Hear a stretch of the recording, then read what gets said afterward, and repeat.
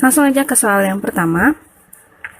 Di sini perhatikan hewan-hewan pada gambar berikut. Ada 4 hewan. Hewan yang dapat dikelompokkan ke dalam satu kelompok adalah, nah kalau kita lihat di sini mereka semua masuk ke dalam kingdom Animalia, hewan semua kan. Nah, lalu di sini adalah hewan bertulang belakang semua. Nah, setelah kita lihat bertulang belakang, di sini ada hewan yang menyusui. Ini ada hewan yang melata. Kemudian di sini hewan yang menyusui juga. Ini hewan yang menyusui. Nah, berarti di sini nomor 1 dia adalah mamalia. Nomor 2 ini reptil. Nomor 3 ini mamalia. Nomor 4 juga mamalia. Jadi hewan ini dikelompokkan ke dalam satu kelompok mamalia, yaitu nomor 1, 3, dan 4. Jadi jawaban yang paling tepat adalah yang C. Seperti itu. Lanjut.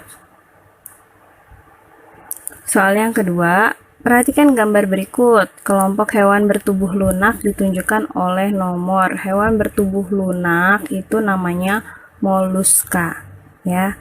Nomor 1, dia masuk ke dalam hewan tidak bertulang belakang, anggota Insecta.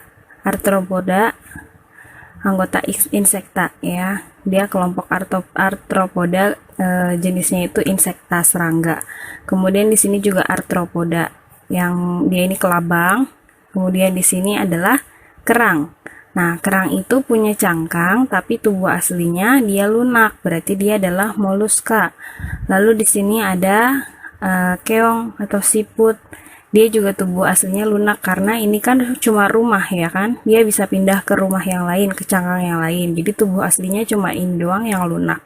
Jadi dia juga moluska. Maka hewan yang bertubuh lunak adalah nomor 3 dan 4. Jawabannya yang D. Begitu. Soal berikutnya. Perhatikan kunci dikotomi berikut. Ini kuncinya urutan identifikasi untuk tanaman kacang kedelai. Yang sesuai dengan yang di atas adalah, sebenarnya ini bisa baca dari atas ke bawah, tapi akan lebih mudah kalau kita baca dari bawah ke atas. Jadi kita coba cek kacang kedelai. Kacang kedelai itu bijinya berkeping 2 atau berkeping 1. Nah, kacang kedelai ini sama seperti kacang tanah. Jadi dia kalau kita kupas kacangnya, dia itu berkeping 2, ya. Kacang itu berkeping 2. Jadi dia termasuk ke dalam dikotil. Nah, jadi kacang kedelai ini termasuk ke dalam dikotil. Dikotil itu 4A. Jadi ini 4A. Kemudian kalau kita udah tahu ini, maka ke atasnya kita tinggal mencocokkan aja. Nah, dari nomor 3, mana yang menuju ke nomor 4? Kita lihat di sini, ini 4, ini gimnosperma. Berarti yang ke nomor 4 adalah 3A. Lalu di nomor 2, yang menuju ke nomor 3, yang mana? Karena di sini paku, ini nomor 3, berarti jawabannya adalah 2A. Kemudian untuk nomor 1, nah ini harus agak mikir, karena dua-duanya menuju ke nomor 2. Untuk kacang kedelai, karena dia adalah tumbuhan yang memiliki biji, ya.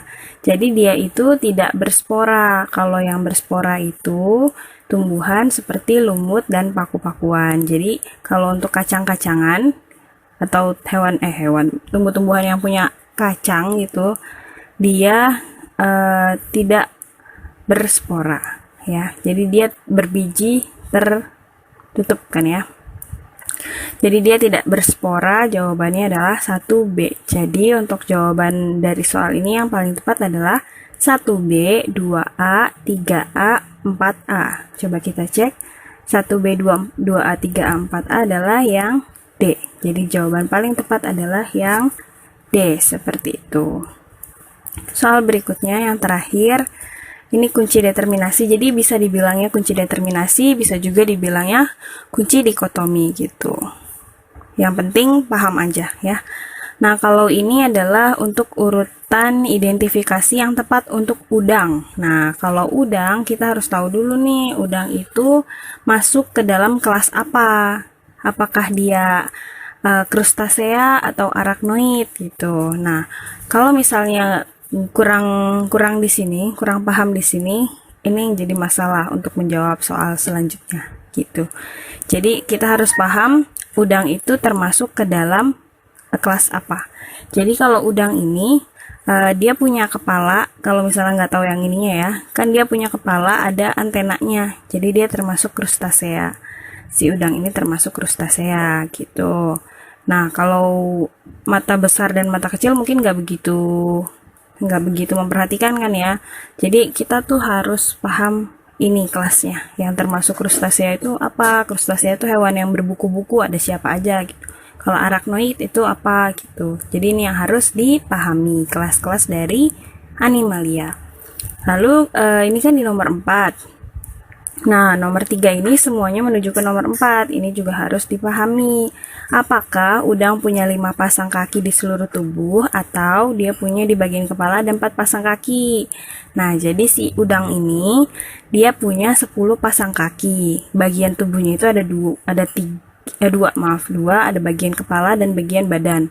Nah, di bagian kepala itu ada 4 pasang kaki, di bagian badannya itu ada 6 pasang kaki, jadi ada 10 pasang. Jadi untuk jawaban yang 3 ini, nomor 4 kan yang A ya. Nomor 3 ini yang paling tepat itu yang B, yang menuju ke nomor 4 dari jawaban 3B. Pada kepala terdapat 4 pasang kaki gitu. Nah, kemudian dari nomor 2 ini kan udah ada 3 dan moluska, berarti kita pilih aja yang ke nomor 3, yaitu jawabannya 2A. Lalu nomor satunya di sini nomor 2 dan vertebrata, berarti ke nomor 2. Jadi jawabannya 1A, 2A, 3B, dan 4A gitu. Jadi jawaban yang paling tepat adalah yang A. 1A, 2A, 3B, 4A. Seperti itu. Jadi